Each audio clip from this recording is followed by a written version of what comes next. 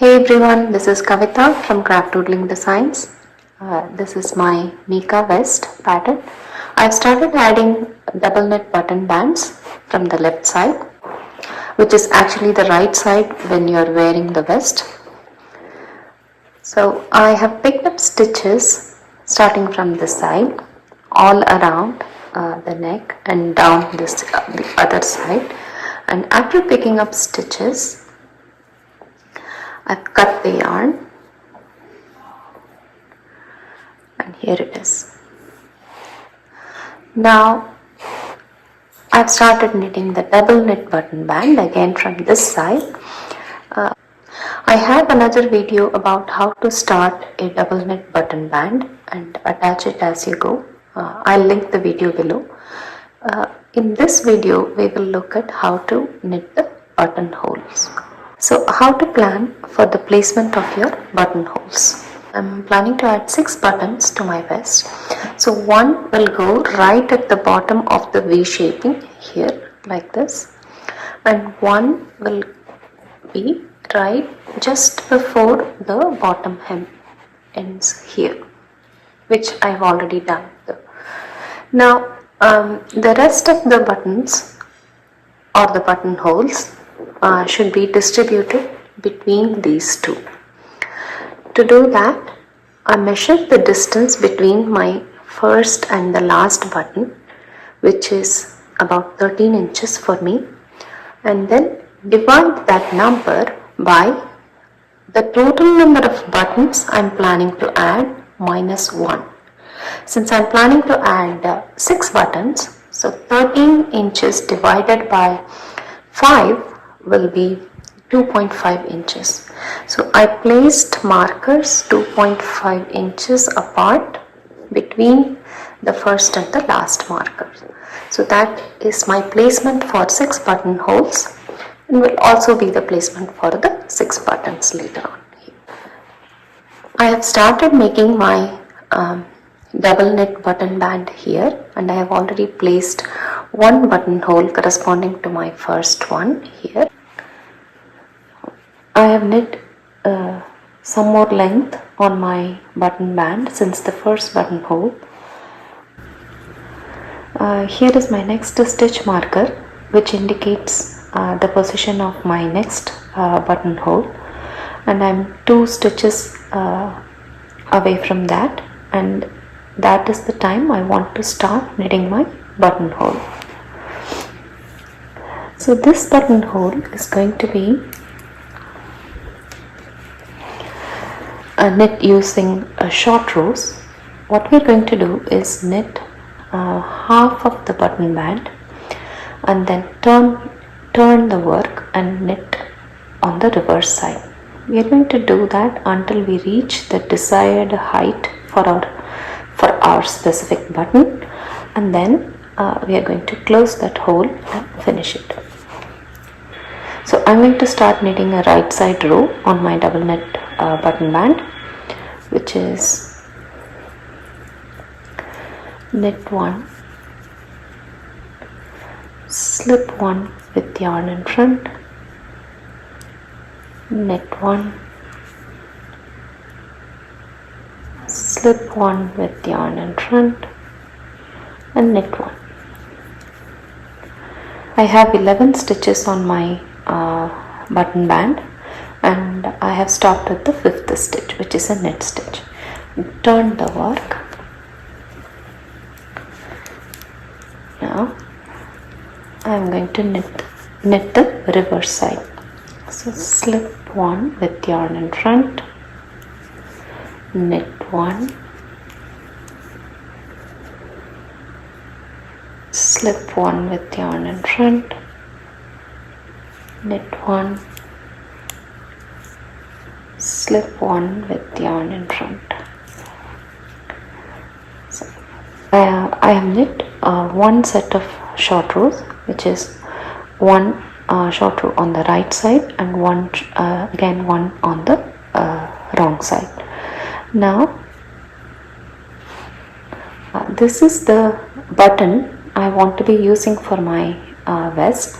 So I'm going to check if the height of the short rows is reaching at least half the height of the button. So I'm just going to slip all my stitches temporarily to my right needle.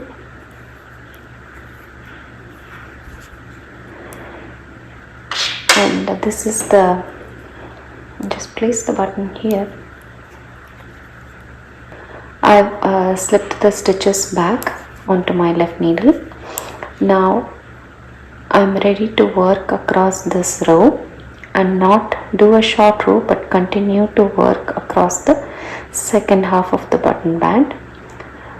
We have already worked 2 short rows here, one on the right side, one on the wrong side on this half of the button band, which means we will work the same number of short rows on this half of the button band before we can continue to work normally. So starting this row, knit 1, slip 1, knit 1, slip 1 with yarn in front as always, knit 1. Since we have done one set of short rows, one on the right and one on the wrong side of this half of the button band, we are going to do one yarn over like that and continue on the other side. If you had done 2 sets of short rows or 3 according to the size of your button, you will be doing 1, 2 or 3 yarn overs here to continue. So this is my 1 yarn over, and I'm going to slip and knit, slip, knit, slip, and the last stitch is knit together with the picked up stitch through the back loop. Now turn to the wrong side of your work and continue. Slip 1, knit 1, slip 1,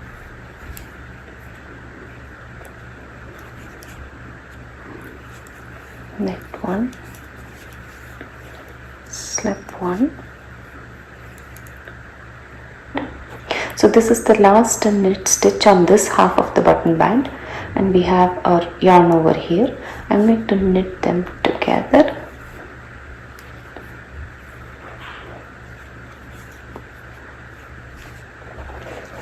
So I have no more yarn overs left. I only created 1 yarn over and I have knitted together with this half of the button band. If you had done 2 or 3 yarn overs, then you will have more yarn overs left here, and you will be continuing to work on this side of the button band and finish knitting all of those yarn overs together with the last stitch and then continue across to this row.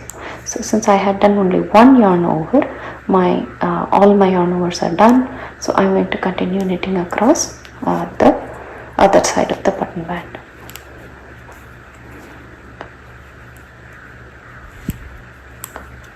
Knit 1, slip 1, knit 1, slip 1. So that is my finished buttonhole.